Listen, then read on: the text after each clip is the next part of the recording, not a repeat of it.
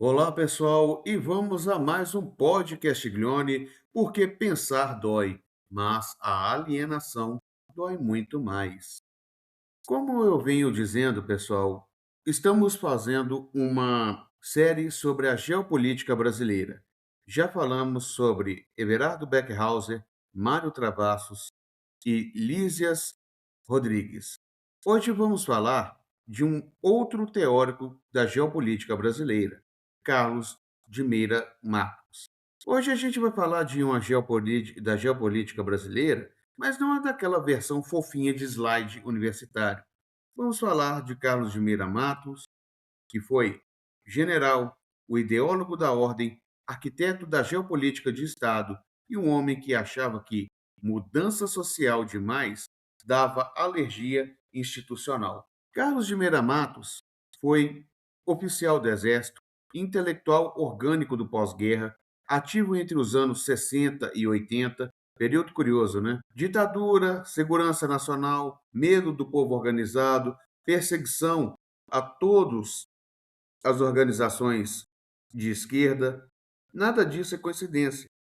Meira Matos pensava o Brasil a partir de um princípio simples: Estado forte, ordem interna, conflito social sob controle, democracia, só se não atrapalhar o planejamento e o capital. As influências e a matriz ideológica são bem básicas. Tem Ratzel, Keslen, geopolítica clássica europeia, o Estado como organismo, o território como corpo, população como algo a ser administrada e não ouvida. No Brasil, bebeu em Beckhauser, Mário Travassos e Goberi, ou seja, nada de ruptura, nada do povo decidindo algo como um destino histórico, ser dono do seu próprio nariz. Isso tudo era mediado por farda, gabinete e tecnocracia. Aí que está o coração do problema. Para Meira Matos, desenvolvimento, defesa e integração só funcionam se a ordem vier primeiro. E quem define a ordem? O Estado. Quem controla o Estado? Não é o povo. Mudança social só se for lenta, controlada, sem conflito, sem bagunça, sem ameaça ao status quo. A leitura estratégica para Carlos de Meira Matos era bem clara. Aonde o Estado não chega, o inimigo chega. O planejamento tem que ser a longo prazo. Ocupação territorial, presença militar como sinônimo de soberania. Funciona como diagnóstico? Às vezes. Funciona como projeto político? Bom, serve mais para justificar autoritarismo. Como vamos dizendo, pessoal, o Carlos de Meira Matos era um homem que pensava a geopolítica de uma maneira muito conservadora. E isso fazia alguns problemas. Como nós podemos ver, a trajetória do Meira Matos é uma trajetória um tanto quanto controversa. Por quê? Ele foi um ativo articulador do Projeto de Brasil, que consolidou após o golpe civil-militar de 1964. E para o conjunto de ideias elaboradas para Meira Matos, nós temos que ver como a perspectiva teórica foi centrada na ideia de um Estado onde o poder político fosse o moderador de todo o projeto nacional. O poder político ia se colocar acima do poder militar, poder econômico e o poder psicossocial. O Matos ele foi levado a operar junto aos movimentos de conspiração para o golpe. Ele compreendia as Forças Armadas enquanto instituição responsável por tutelar o Estado a fim de impedir qualquer atentado à ordem constituída. Aí, antes de participar dos processos de desestabilização do governo de João Goulart, o general havia estreitado laços com ideias pró-Estados Unidos, iniciadas durante a Segunda Guerra Mundial, da Escola Superior de Guerra. O Matos recebeu uma base teórica que firmou a sua consciência política, bem como estabeleceu fundamentos das teorias que passou a desenvolver no terreno específico da divisão geográfica internacional. Aí, quando instaurou a ditadura civil-militar, o Matos não apresentou pudores em exercer mesmo tarefas truculentas ligadas à necessidade de consolidação do regime. Traço característico do seu estilo foi ter se mostrado hábil enquanto homem de ação, ao mesmo tempo em que se dedicava à elaboração teórica, ou seja, ele vai construindo a, a doutrina orgânica.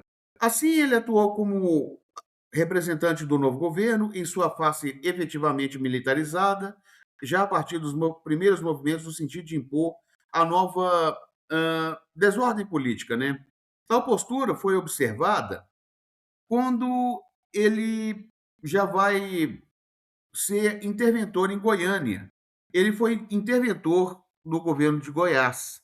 Agora, como a gente pode ver, ele vai ser mais prudente em compreender que a defesa da Revolução, entre aspas, de 64, vai ser uma coisa muito. Vai valer como suporte ideológico e como forma de intervenção política no traço constante da sua doutrina, da sua teoria. Ele sempre compareceu na visão do alto comando da Revolução, entre aspas, né? E isso consistia em explicar a necessidade e justificar a profundidade da violência que irrompia com essa questão de fixar o golpe. O Matos deu início a essa a atividade política por meio da intervenção prática sobre o comando da hierarquia militar. Depois de ter constituído como militar maduro, ele passou a contribuir na condição de intelectual. E isso foi mediado, como facilmente se deduz, a um posicionamento político de direita. E é sempre, é sempre bom notar que, apesar da hegemonia do comando militar brasileiro ter sido quase sempre desempenhada por setores dessa agremiação política, houve muito uma ala progressista constituída, inclusive, por soldados adeptos ao comunismo. Uma das questões centrais para o enfraquecimento das disputas, determinado pelo contexto internacional, por uma esmagadora presença Yankee.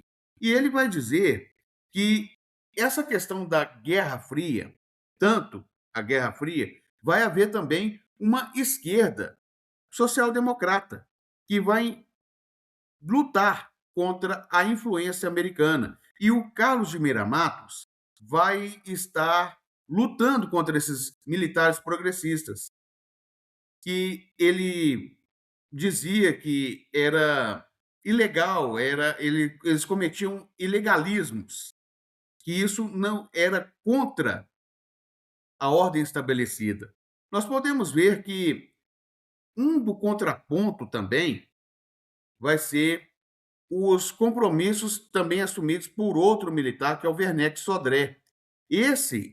O Meira Matos, estava ligado justamente às forças pró-imperialistas, lutando ao lado da civilização cristã, que entendia ser contra o comunismo ateu. E assim, que vai fazer sempre, vai ser seu rival no campo político-ideológico, vai ser o Nelson Werneck Sodré. E eles vão começar a lutar por causa dessa doutrina da contra-insurgência, que nós falaremos mais adiante.